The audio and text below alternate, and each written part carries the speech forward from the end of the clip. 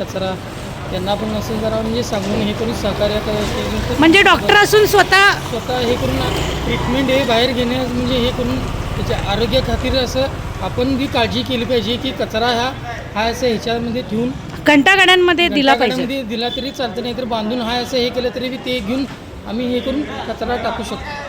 Azad corner Gadhinglaj या ठिकाणी या संडासांच्या जवळ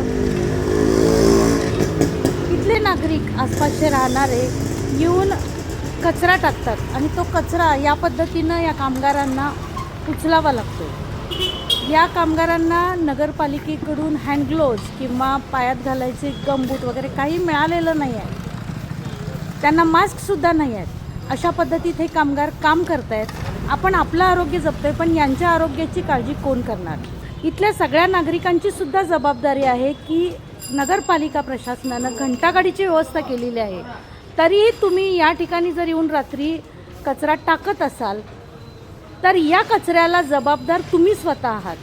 त्यामुळं तुम्हाला सुशिक्षित म्हणून घेण्याचा काही अधिकार नाही असं मला वाटतं. तुम्ही कचरा स्वतः करायचा आणि नगरपालिकेच्या नावानं ओरडायचं हे कितपत योग्य आहे हे स्वतः परीक्षण करून ठरवणं हे प्रत्येक गडिंग्लजकराची जबाबदारी आहे. या सफाई कर्मचाऱ्यांच्या आरोग्याचा विचार नेमका करणार कोण? नगरपालिकेने एवढी छान गाडीची व्यवस्था केली आहे घंटागाडीची, तर शक्यतो कचरा टाकावा सगळ्यांनी, तिथं टाकू नये कॉर्नर.